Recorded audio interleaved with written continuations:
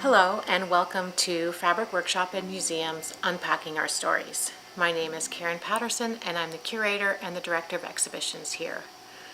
The impetus for Unpacking Our Stories was really to get a deeper dive into our collection and the work that went into the artist residency project. With each episode, we will unpack, both physically and metaphorically, a past project. With each episode of Unpacking Our Stories, we bring in various scholars, curators, artists, and past studio project coordinators to get into the details, memories, and themes that emerge from that project. Glenn Adamson is an American curator, author, and historian whose research and work focuses on the intersection of design, craft, and contemporary art. Adamson is currently editor-at-large at the magazine's Antique and the editor of the Journal of Modern Craft and a freelance writer and curator. Woody Othello obtained his BFA at the Florida Atlantic University in Boca Raton, Florida in 2013 and his MFA at the California College of Art in San Francisco in 2017. His practice encompasses ceramics, paintings, and large-scale bronze sculpture. Othello lives and works in Oakland, California, and is included in this iteration of our exhibition at the Fabric Workshop, hardcover. Cynthia Devos is the Director of Collections and Archives with the Artist Legacy Foundation. She manages the artwork and archives of the legacy artists, including the coordination for curators and scholars. She has been managing the archive for Viola Frey since 2013 and has overseen the cataloging and digitization of Frey's extensive image, asset, and paper archive since then. Marianne Friel received her BFA at the Tyler School of Art and is currently an associate professor at the Rhode Island School of Design. She is a visual artist whose work explores the natural and built environments at the intersection of geophysical phenomenon, visceral experience, scientific observation, cultural knowledge, and imagination. Before joining the RISD faculty, Friel worked for over 2 decades as the project coordinator and master printer with the Fabric Workshop, and she was the lead project coordinator with Viola Frey. Thank you. It's a great pleasure to be here with you all, and thanks so much to the Fabric Workshop Museum, one of my favorite places in the world, for hosting this great conversation with some super great people. My name is Glenn Adamson, and I'm going to be your first speaker and also your moderator for the conversation today. And my few remarks at the outset here are going to focus on the concept of funk. And you'll be really disappointed to know that I'm not mostly talking about George Clinton and Parliament Funkadelic. I kind of wish I were. And I want to actually start there because just as Karen has just said that the Fabric Workshop Museum stands on stolen land, in a real sense, the term funk is stolen intellectual property, because of course it was circulating in the post-war context among jazz musicians particularly, and then what we might now call R&B and soul musicians, famously James Brown, and feeding into the groups of the 1970s like George Clinton and his various projects, Sun Ra, Bootsy Collins, etc. So this is in fact African-American terminology that we're talking about. And the word funk refers to a sense of the bodily, a sense of the kind of repellent that also attracts. It's a sort of secondary meaning of it, and also a sense of perhaps improvisation, intuition. So there's also some kind of caricature built up around this word. But the way that it enters our story is via Viola Frey. And as you'll also see, Woody Othello, who's on the panel, has become a very learned student of this tradition and is responding to it in a fascinating way. Woody went to the California College of the Arts, and Viola Frey taught from the mid-60s onwards at that same institution, back when it was called the California College of the Arts and Crafts. And I'll get back to Viola Frey at the end of my talk, and you'll hear a lot more about her subsequently from other panelists. But what I want to try to do in this little introduction is give you a sense of where all of this comes from. And here there's a clear beginning to the historical narrative, which is the exhibition that happened on the UC Berkeley campus. So not at the California College of the Arts and Crafts, but over at Berkeley, also in the Bay Area.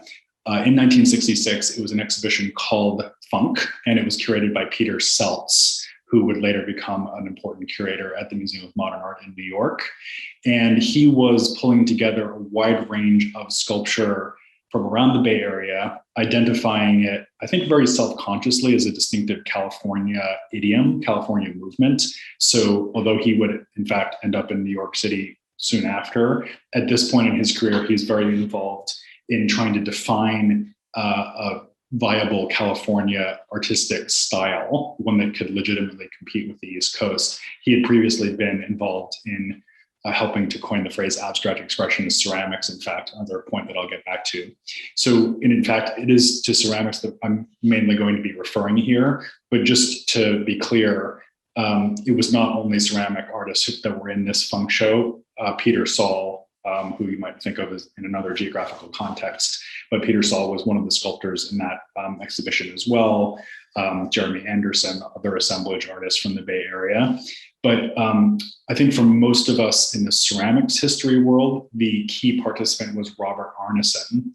Now, Arneson was at that time teaching at UC Davis, so north of the Bay Area. He later became best known for his self-portraiture-based work, and an example of that is on the right.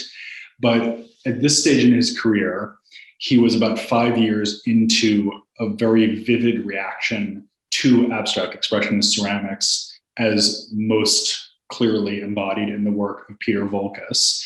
And if there were ever a clear contrast to draw between two objects, this would be it. So here you have a late 1950s Peter Volkas, one of his classic so-called abstract expressionist, you might also say neo-cubist, neo-Japanese, certainly gestural, and certainly very powerful sculptures from the late 1950s, sort of the peak of his breakthrough period.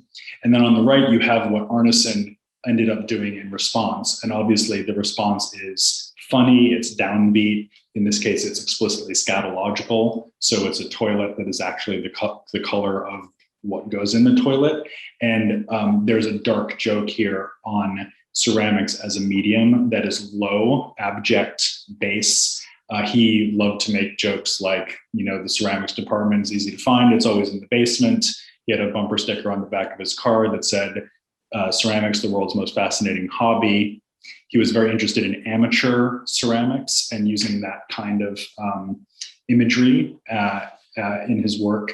And generally speaking, what he was trying to do, in my view, was take a kind of end run around this extremely important figure who I think to him seemed like a kind of intimidating brick wall, not just Volkas, but also the people around him, like John Mason, Paul Soldner, et cetera.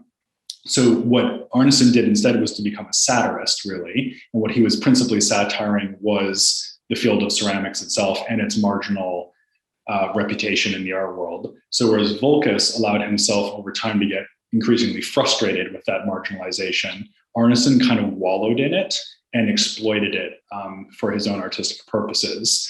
What's also fascinating for this story, though, is that Arneson was really plugged into a lot of other currents that were happening in the Bay Area, which have come in turn to be associated with funk.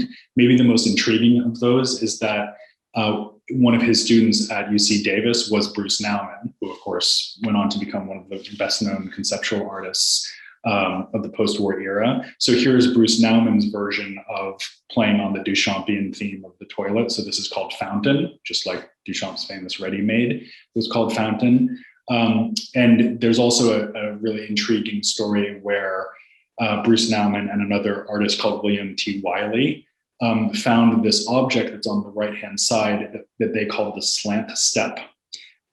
They found this at a junk shop, basically, salvage store about an hour north of San Francisco, and they didn't know what it was. And that totally fascinated them. You can see it's a very ramshackle object built out of wood with linoleum on the top and rubber.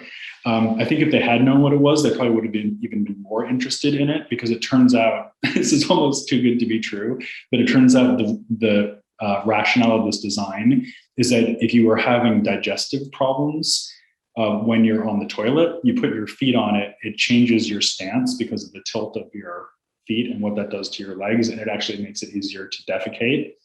They didn't actually know that at the time, but it has been gleefully reported since that this is what this object is for. There's even a brand name version of it called the Squatty Potty. You'll be happy to know. But this is the William T. Wiley response on the left and the Bruce Nauman response on the right to the slant step. So you can see here that they're very much interested in the Duchampian ready-made tradition, interested in Dada and Surrealism as well. But what they're mainly trying to do is create this sense of strangeness while also referring to the conditions of the body. And there's other people working in the Bay Area at this time as well. One I particularly want to mention is Jim Melchert, who's again part of the circle, not really a funk artist so much, but very much a conceptual ceramist. Did performances with wet clay, as you see on the right. On the left. On the right, you see an object that's in the current show that I've helped to curate at R & Company Gallery in New York City. This show is called Objects USA 2020. Woody is in it as well. And this piece is called Listen. And I think of it as the kind of sculptural equivalent of the Zen idea of one hand clapping. So it's a ceramic mug overturned to create a void that you can't see on the inside. And then just the word listen, implying that there might be some kind of attunement to that empty space within that you might be able to engage with. So as I say, not necessarily a funk artist in his own right, but very much in dialogue with what's happening with Arneson's group, as well as Volkas's group for that matter. But for our purposes today, the most interesting and important outcome of all of this is Viola Frey, who, again, I would, in a way like Melchert, sort of situate at the edge of the funk phenomenon. So she's not a student of Arneson's. She's, in fact, as I said earlier, teaching at California College of the Arts and Crafts for a long, long time. And she's, got some of the preoccupations of the funk style. She's very interested in the body, obviously. She's maybe more powerfully drawing from the tradition of the Bay Area figurative painters than she is from any other ceramic artist. But she is very interested in a kind of comedy, a sort of comic book aesthetic. People have often compared Robert Arneson to R. Crumb, for example, or other satirical comic artists of the counterculture in the 60s. And I think that's a really relevant context for looking at Viola Frey's work as well, that sort of graphic sensibility. And she's also attracted to a kind of everyday imagery that often involves a kind of, not slapstick or quite downbeat, but certainly a very kind of bemused observation of the human condition. So this large-scale later sculpture of a man sort of fallen on his behind might be considered to be sort of in the funk tradition of the interest in the low. And here you see a very similar sculpture in the current installation at the Fabric Workshop Museum, which you'll hear more about in a second. So that's just to give you a little bit of the historical context that we're operating in here. I'm now going to hand it over to Woody, who I have to say is, to me, the most interesting exponent of funk in the present day. Not that I would want to limit his work to that, because there's a lot of other things going on in it as well. But as a transplant to California, it's really been fascinating to see, Woody, how you've sort of taken on some of this tradition. And of course, there's that institutional history there, having studied at CCA. So a lot of really interesting connections to Frey, to Arneson, to Nauman, to a lot of the other folks I've been talking about as well. So Woody, over to you. Yeah, thanks, Glenn. That was a lot of information, and that was exciting to hear a lot of that. But yeah, I guess my connection to the funk movement regarding to ceramics, that's how I got out to California. So as an undergrad, I was like learning a lot about clay. Then everything was just pointing me towards California, learning about Viola Frey and Rob Arneson, and just some of the things that were going on musically too. And I think I was really kind of like been thinking about this idea of funk and like style in my work as well. So it was like nice to hear you talk about it. But one thing that is like really important to me when I think about this idea of funk is like this idea of like improvising, right? where it's just like there's a lot of openness for you to kind of like latch on to like things that you might not really think about as an art object and kind of like transform it and elevate it in a way. So yeah, and just like another thing I think about too is style. Like, I love how like a lot of the California funk artists, like their work was just like super graphic, vibrant, colorful, and just had this attitude to it. And that's something that I'm trying to like communicate across with my works as well. But I guess I could talk about just some of the process and what the exhibition. I have some like in progress shots that I would like to share.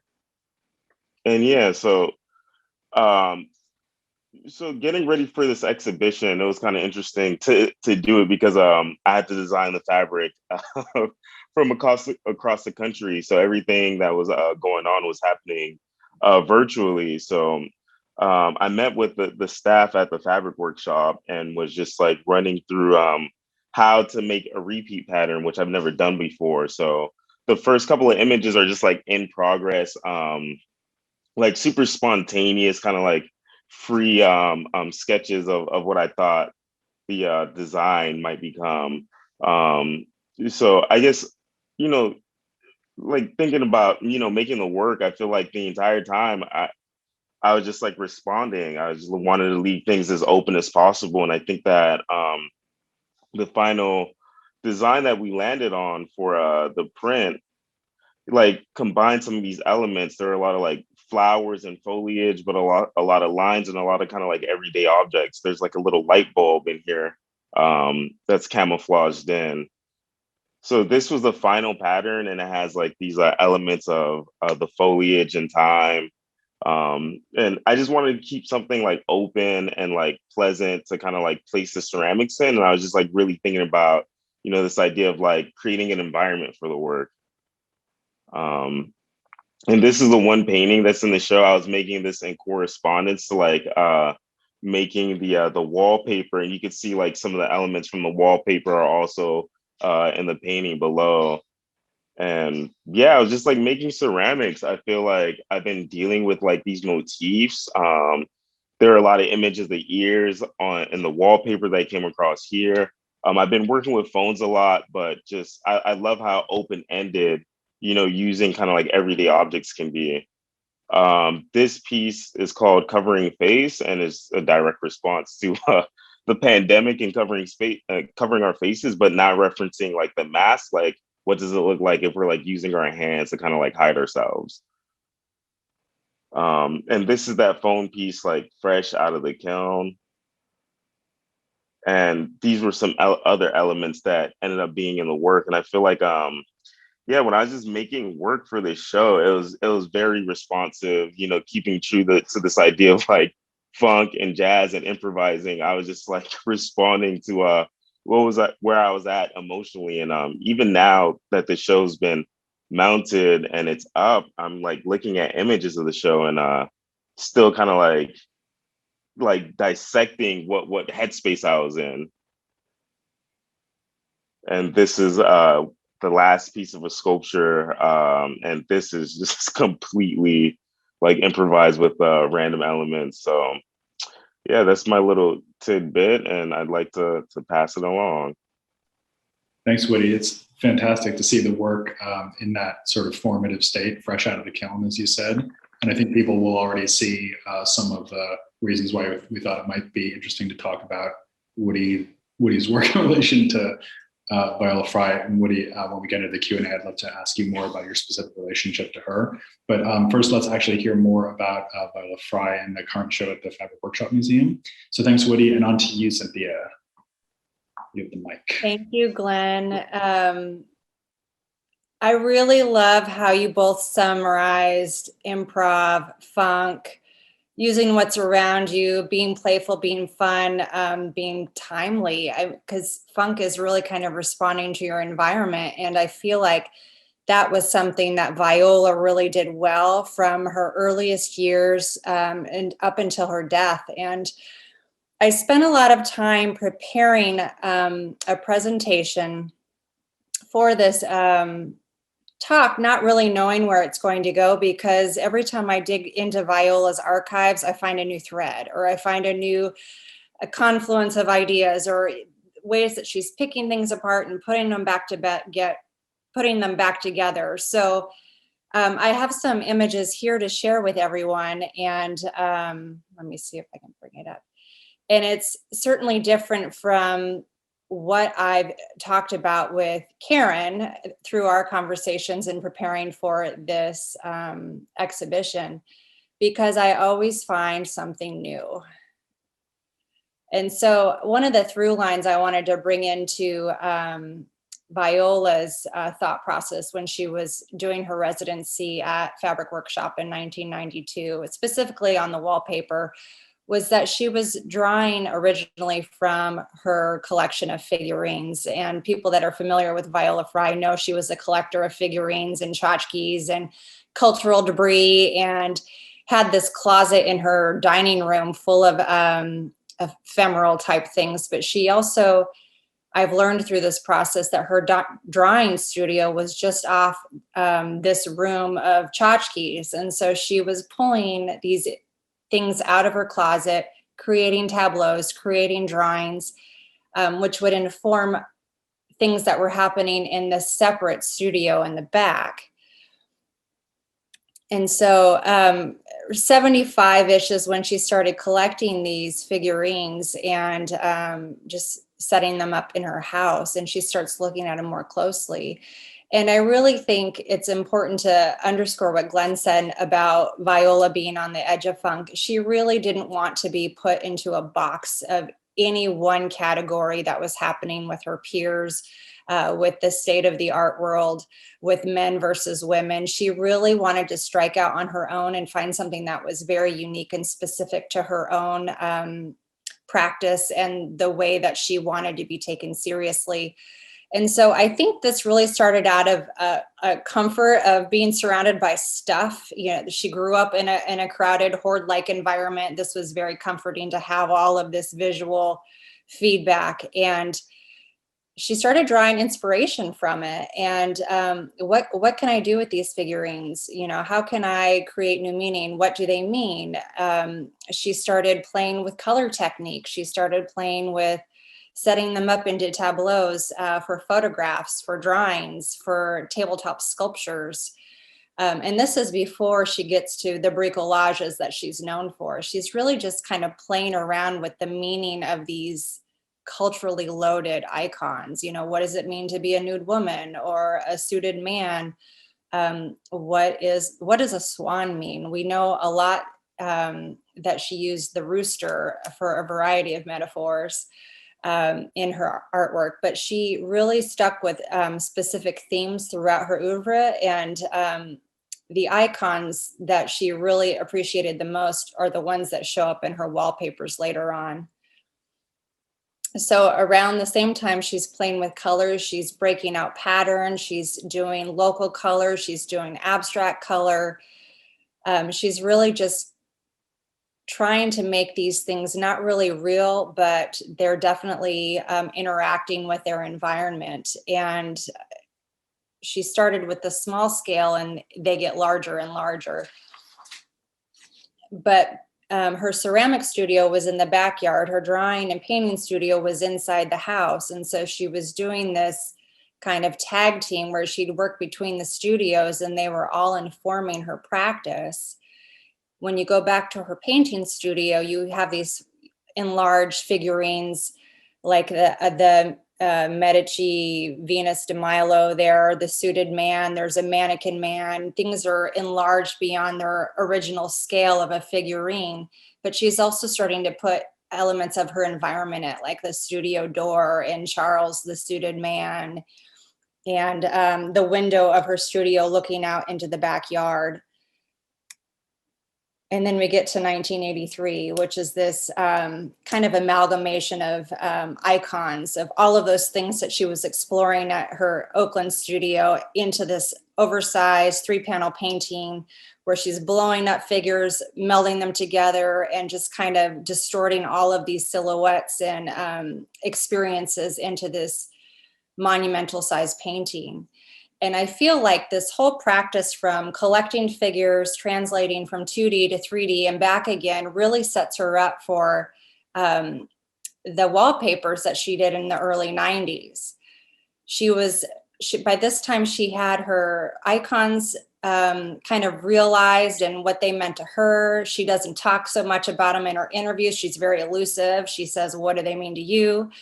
But she really intentionally puts them together. They mean something to her. And so she's cutting them out. She's arranging them in a way that is harmonious to her. Yeah, Woody, you mentioned the repeat pattern. I don't think Viola really cared much about process on the silkscreen side. We learned along the way that it was too laborious to print Viola's wallpapers because she was approaching the printing and the design from a painterly side, not so much a production side. So that process of translating from artistic into a printing process, I think was a challenge for everyone involved in that project.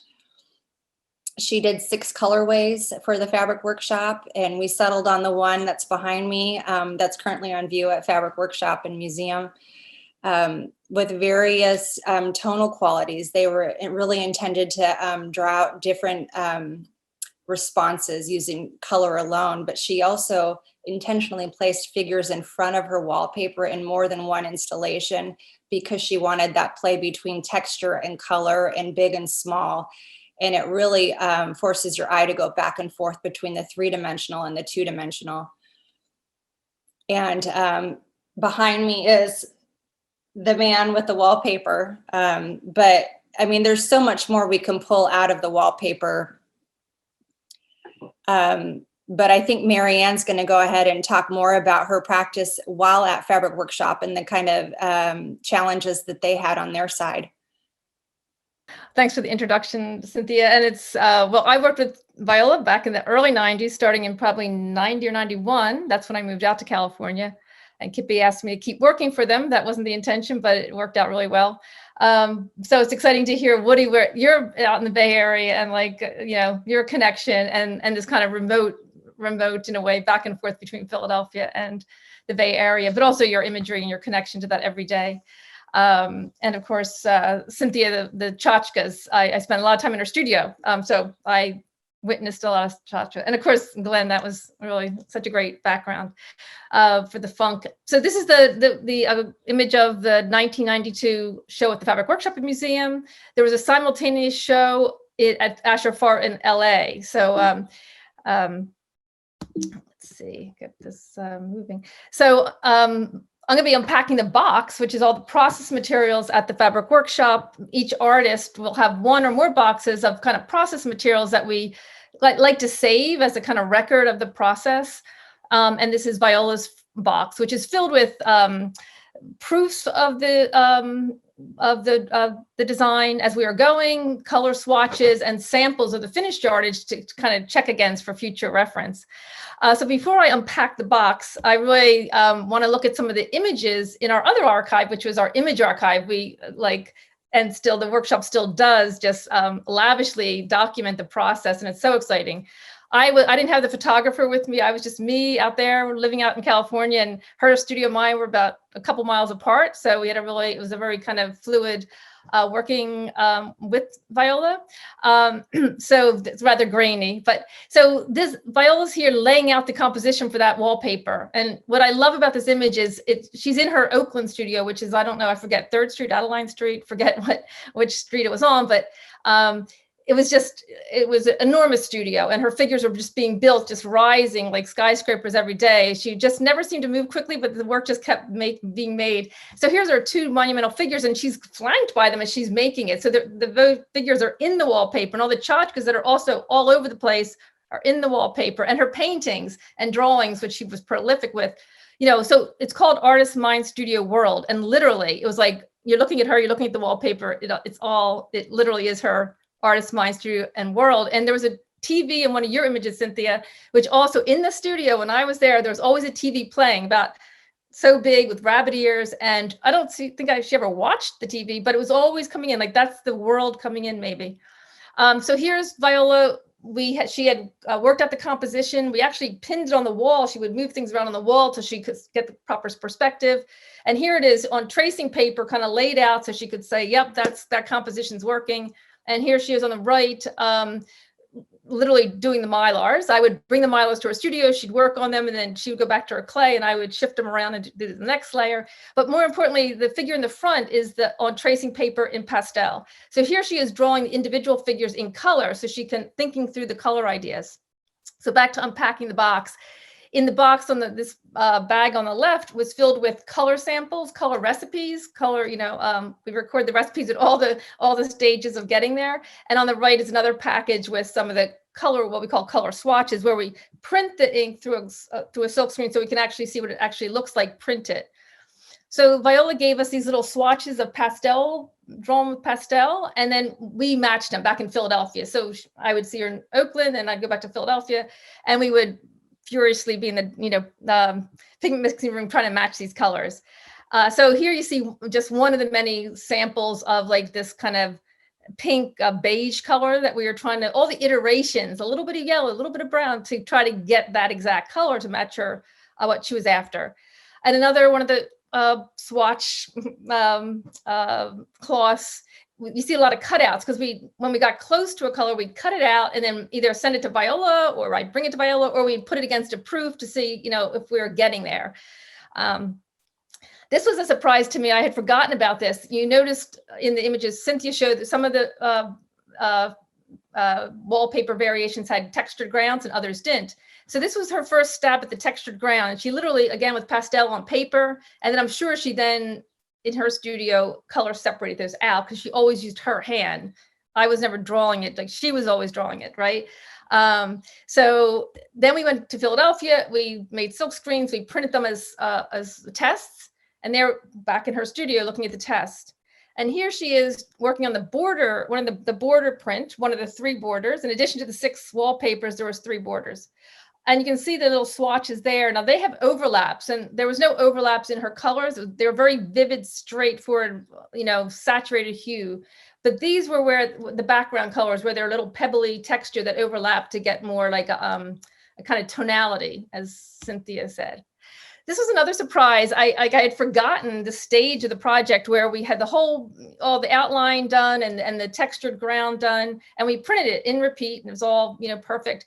But all the colors, we hand painted them to kind of just double check because the process of putting them on Mylar is very labor intensive. And so you don't want to have to go redo those or and shoot the screen. So I was speaking with Virgil Marty, who actually printed this with me. I mean, I'm sure everyone at the workshop at the time was helping work on this project, but Virgil was the other printer, and Virgil was a new printer. I was the master printer, and he went on to make many wallpapers in continues to make in his career. But he said, she must have done it. We wouldn't have known what to do. But then I found this, I dug deeper in the box virtually because Justin in the archives sent me these, and I could see that there was notes on these sketches, which were like Xerox copies, with where to put every color. So she must have made a master plan and then wrote in like a coloring book, and we hand painted it, and then eventually then she would draw them and we cut them as screens. So another thing was the materiality of the wallpaper. Wallpaper it's not wallpaper really, it's paper-backed fabric. So wallpaper generally comes rather narrow, traditional wallpaper, and as with her figures, epic. She wanted big, 56 inches wide. And I think the repeat, which is double high, 2 large scale screens, double high before the image repeats, is probably 8 foot. Like the repeat is probably 8 foot by 56, or 6 foot by 8 foot.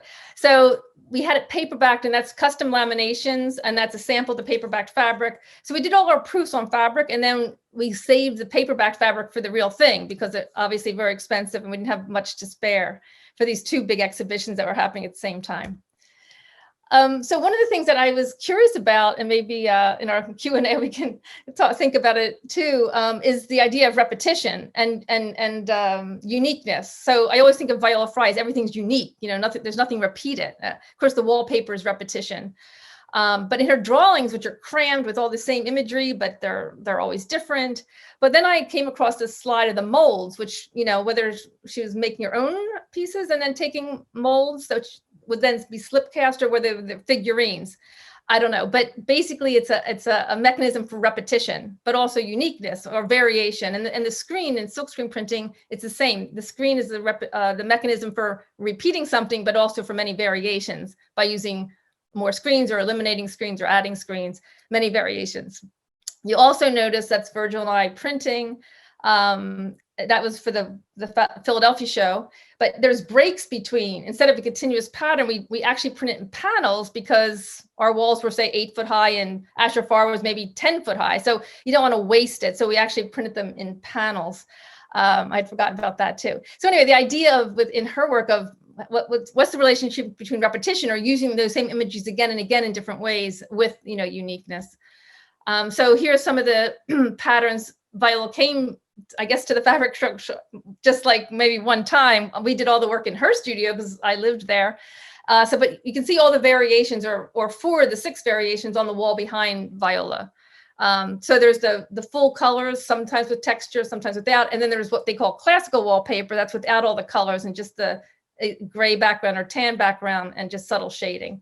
And then that's the classical border at the bottom. So she got to see all the ones at full scale, printed after all the proofing.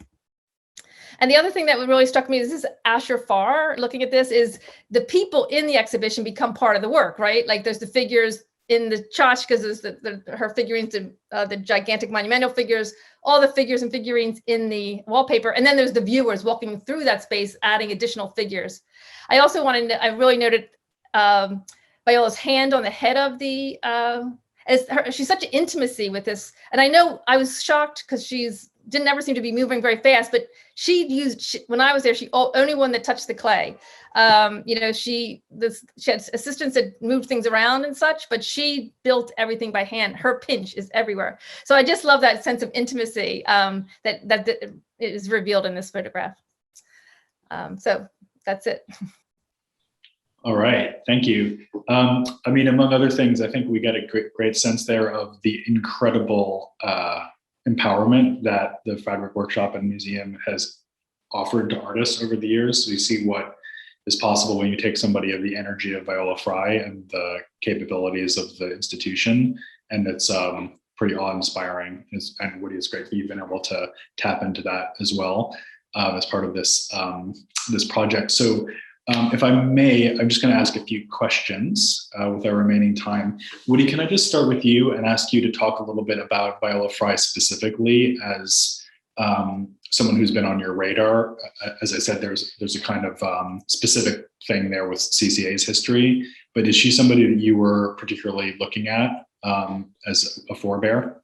Yeah, in undergrad, I was pretty much just a figurative ceramic person. I just strictly made figurative work, and her work was put on my radar early on. And then when I was visiting different programs to see where I wanted to go to graduate school, I landed in the San Francisco airport, and they have a huge tile piece that's of hers. And then I went to the Oakland Museum, and they had one of the monumental sculptures. And then inside the museum, it was a pink lady in a little tube, a floaty situation.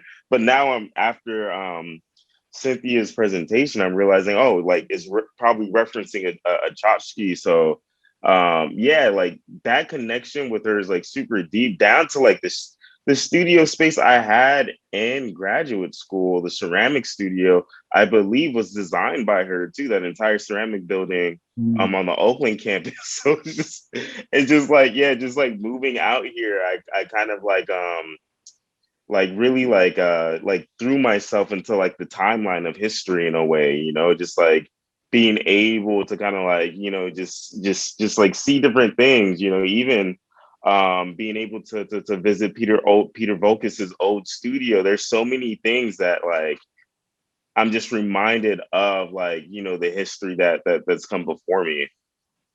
Yeah, absolutely. I love the image of you flying into the airport and thinking, yeah, I guess this must be the place. That's exactly there are a lot of omens that were kind of out there. I was well, yeah, I like ceramics and all this history is around me. So I think this is home. Let me ask you another question, Woody, and this relates to what I want to ask Cynthia next about Viola Frey brings the figuration back so strongly into the ceramic tradition. But I am under the impression that right now, figurative ceramics is okay, or even more than okay, like it's even possibly, don't want to say in fashion, but I think there's a broad interest in it in the art world. When you were starting out, did you feel like working in figuration as opposed to abstract vessel forms was difficult? Do you feel like you had other contemporary role models in that respect? I mean, and like ceramics, like, you know, like just thinking about like the craft part of ceramics, there's a lot of figurative work that's being made, that has been made. So I felt like for me, figurative ceramics has always been in fashion, you know. I guess like I think there is a different kind of like visibility towards it now. So that I'm like seeing, but I feel like when you're invested in the material and the clay, there's so many contemporaries like just like working making figurative ceramic work. Yeah, I think about Arthur Gonzalez too, who I think is right. Yeah, you know, that was another thing. My undergrad professor, Bonnie Seaman, she would always tell me, it's like, oh, you need to go to California. You'll like Arthur, like you'll like his work. And then that was one of the reasons why I applied to graduate school. But like it's just like things kind of like unfolded or like became more apparent in a way. Just like, you know, looking into CCA because my professor was telling me about Arthur's work, then realizing that Viola Frey was a professor, and like all of this history is just like I guess like when you ask for a sign, like signs will be shown. And I think that's the case for me. So Cynthia, let me put a version of that question to you, because I think what he's saying is absolutely right, that figurative ceramics always has been around. You know, you think about Meissen in the 18th century, for goodness sakes, or Tang Dynasty figurines. So certainly no shortage of historical precedent. But I would still argue that when funk was happening in the 60s and when Viola Frey arrived on the scene, there was still a sense in which figuration was associated with kitsch. And then, you know, instead of driving her truck away from that, Frey certainly drove right into it by basing her work on figurines, these kind of tchotchkes, as we've been calling them, which are specifically these kind of low reference points. So what's your take on that? Do you think that Frey was doing something that was somewhat akin to Arneson in sort of exploring the marginalization of the medium, or what? I think she was trying to find a path. She knew that she wanted to be an artist. She knew that people that worked in clay were craftsmen. They were not artists. She knew that she really loved the figure, but it was not in fashion. It was abstract expressionism all the way in the 50s. And I think my understanding is that she had all of these buckets that she was working in the 60s.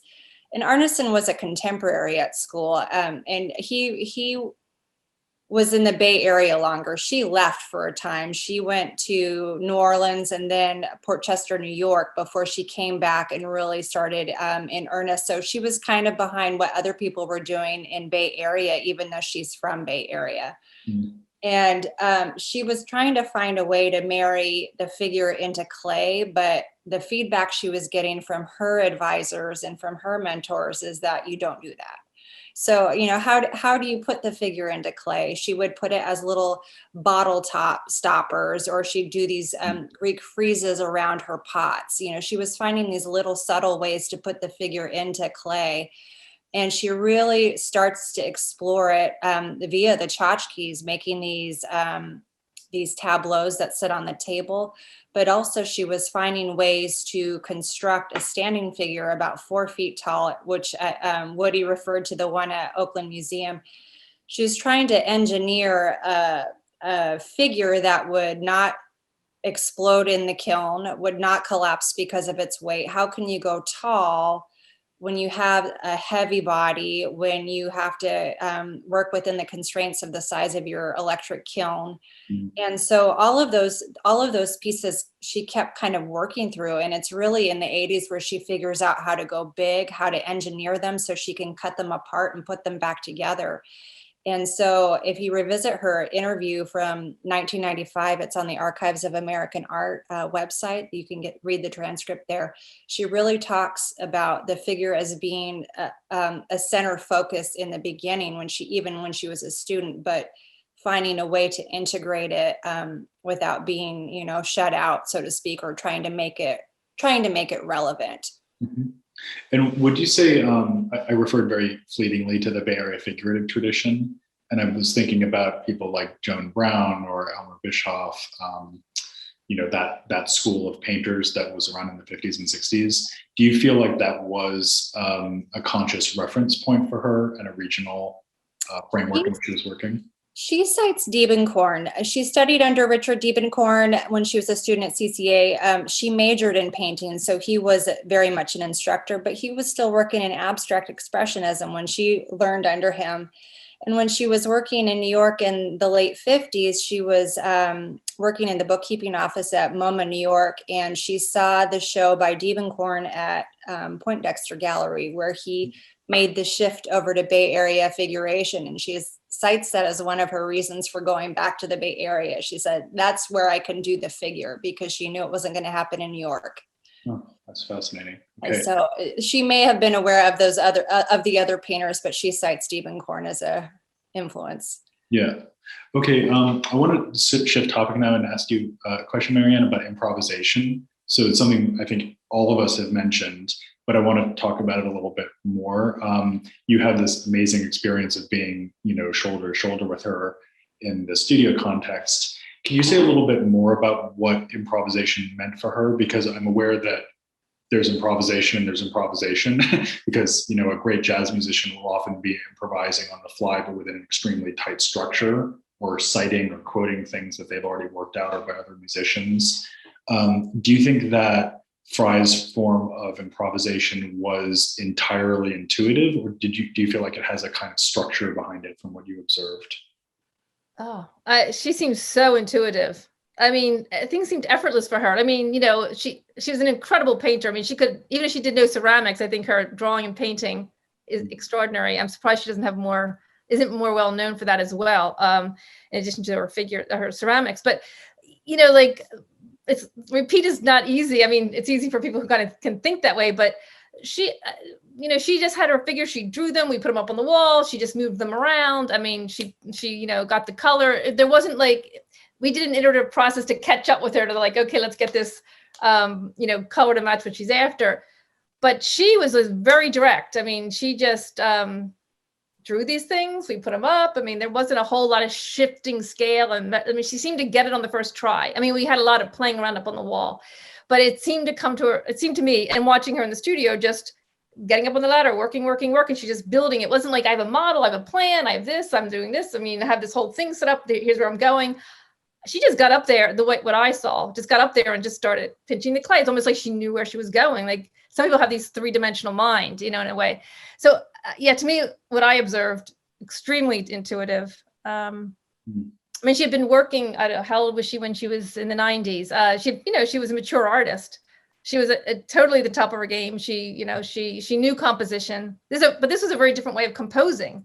Her paintings and drawings are crammed, you know, with imagery, and it's narrative, and, you know, so this was very spacious and very minimal actually compared to her work in general. I mean, the way the figures are painted is similar to the way she paints her monumental figures, right? These kind of blocks of color, but it's very distilled. And actually, I was looking at some work from, she had done, I remember her mentioning that she had done a project of Sèvres recently, you know, like in a couple of years before we started working. So she had done these ceramics at this, you know, incredibly historic ceramic manufacturer, right? And so I don't remember seeing them at the time, but more recently looking at them, there's a similar like clarity or simplicity or distilled nature to those. And I was wondering if that had to do with working with other people, you know, like as opposed to if left her own devices, she would just keep working on it. Obviously she finished things, but like if I left the wallpaper in her house, she would just keep drawing on top. So I'm just wondering about that distillation when she was working with somebody else. There was a clear stopping point. It's done, you know, she made lots of iterations on it, but so that was an interesting thing too. But yeah, to me, it was my observation, incredibly intuitive in terms of her way of working. So maybe a related question to that is about the shift between 2D and 3D. So just to remind everyone, the context for this conversation is this exhibition hard/cover at the Firework Workshop and Museum that looks at the relationship between ceramics and these printed surfaces, wallpaper, textiles. And, one thing I always think is that there are not that many artists that actually can work in 2D and 3D effectively. So there's like Picasso, but it's not a long list. I mean, I always think, Gerhard Richter makes terrible sculpture. So that's clearly telling you something. So, I guess I'm inclined to ask about your observations about her movement back and forth between flat composition and 3D composition, whether it felt different to her, whether it was a continuum, how she bridged that gap. Yeah, I mean, she didn't talk about it. I only observed her. I never observed her drawing. I observed her building the clay pieces. I don't know where she did the drawing. I saw them stacked on the wall, and I was floored because I didn't know that work of hers. I was like, how can somebody be so? I mean, there was so much of it, and it was so amazing, and a real narrative. The figures are so singular, right? But and Woody, you have this practice too that's really connected, with this narrative painting or prints that I found really intriguing. Yeah. So, yeah, I mean, it's almost like things come alive. Do you notice her figures, her men, her power suit man, the grandmother are in the wallpaper, not just the figurines, but her own work is figurines within the wallpaper. So in the paintings too, like her end drawings, pastel drawings, her figures are in there as players. It's almost like she gets to make them big as monumental works, but then she gets to play around with them in a narrative structure in these drawings. So to me, it wasn't enough just to make them. She then wanted to play with them and put them together in a more how you can only move so many big pieces around, right? In an exhibition or a house, but with she could play them out in many narrative scenarios in the drawing. So she seemed to have just a very fluid between the two. Yeah, she's such a world maker, which is maybe crucial to that, the passage of iconography through all of her different media. Can you say a little bit about that for yourself? So like Viola Frey, you work super fluidly between painting and sculpture, and now, getting involved in this printing project. What does that do for you, that movement back and forth between the flat and the 3D? I think it's just like an energy thing, right? Because sometimes it's the evening and I want to be making stuff and I'm not in the ceramic studio, so I'll start painting or just drawing and it's like journaling. It's just practice. It's working through ideas. I feel like when you were talking about this idea improvising or for me thinking about freestyling, I'm referencing hip hop. When somebody's freestyling, it's a combination. They're pulling out things that they have written in their journal. So they've done all this practice behind the scenes, and when they're on the spot, it's just recalling some of the stuff within books and books of just written bars and written lines are just stored away somewhere. So I feel I kind of referenced it in a similar way when I'm making the drawings and making the paintings. I'm also thinking about making sculpture, but having that space helps me to kind of approach making the sculpture a little bit more clear and a little bit more fresh. Do you think it's a speed thing too? I mean, I appreciate what you're saying about, painting into the night and using that as a way to generate imagery that might find its way into the ceramics, perhaps. But also, ceramics is not the fastest of media. Yeah, it's it's an energy thing. Yeah, it's a matter of just sometimes you have these bursts where you want something to come out and you want this super immediate kind of gratification, and ceramics unfortunately is a material of patience. So sometimes it's a little harder to be patient than others, but having something else where I could creatively fall back on that has this immediate nature to it, it does gratify something on a just a spiritual energy level. Yeah, I noticed that a lot of your recent sculpture includes repeated elements, and we've talked a little bit about seriality already. So the way that casting, as you rightly said, Marianne, produces repetition in the ceramic studio, or obviously printing is all about repetition. But there's also another way, Woody, that you're using repetition where you take a motif like the phone, be a great example, or hands, and you're sort of moving them around. And I'm struck with the similarity to that and musical phrasing, like you were saying, the lyrics that a hip hop freestyler might be keeping kind of tucked behind their ear. But there must be a way in which that kind of compositional manipulation also has a kind of improvisation that's based on a sense of familiarity, because you know what that motif is, what it means to you. Exactly. Yeah. I think that's exactly it. And I think you were talking about, with the jazz like improvisation, but where it's just like it might be improvised, but it's like this tight like window that they practiced before, and they're just recalling some of that information. It's quite funny because like I work with modes too, so I have some modes in my studio that I'm able to like press play into and then manipulate it from there. So it's just like having these things and just like thinking about like, all right, like I'm become familiar with these kind of like objects and whatnot. I know what they mean. I know what they're communicating, and just thinking about other things that I could like start to add into the element, and I'm just like, hoping for a nice long life to see what 30 years of doing the same thing looks like, with adding a couple more objects here and there with the information that I've already stored up. So it's incredible to like just see like Viola's work, and then just to see like a life like through the artwork, and how things like change and evolve, and how things are also really connected, in a way. So that's like really intriguing and inspiring to kind of like witness. Yeah. That's a great segue to the last question I wanted to ask.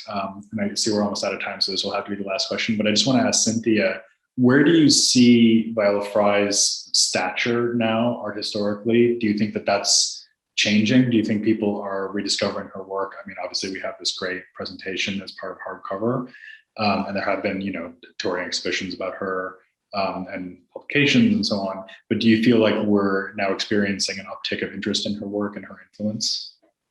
Yes, and I started with the foundation 8 years ago, and I my first task was to compile her bibliography, and I was just amazed at how much press and books and catalogs and essays and all of those things that she had in her lifetime. But they all tended to kind of zero in on the ceramics, and so the goal of the foundation is to expand knowledge on the breadth of work that Marianne mentioned, was that she didn't just work in clay. Woody doesn't just work in clay. There's all of these swirling ideas that makes her whole as an artist. And I think that there's more interest in exploring all of the undercurrents that got her to the monumental figures. And we certainly learned a lot more about her process just researching the wallpapers for this show and going through the artist box and, posing those questions, because she wasn't a linear thinker and she wasn't a linear doer. She was working on many things at once and working through many ideas at once. And it's hard to put that into writing. It's hard to put that into a show. And so I think there's a bit of a rebirth or a reinterest in exploring some of these lesser known areas that really informed the work that we know her best for. Awesome. Thank you. So well said. And, I always feel like the most exciting artists are so generative that you just never use them up. And that's certainly true of Viola Frey. It's definitely true of you, Woody. And it's going to be so exciting to see what you do make over the next 20, 30, 40, 50 years. Here. So Karen, let's welcome Karen Patterson from the Firework Workshop and Museum back to take us out. Thank you for joining us on this episode of Unpacking Our Stories. For more information on our collection, past projects, current exhibitions, or future artists in residence, please go to our website at www.fabricworkshopandmuseum.org. And stay tuned for future episodes.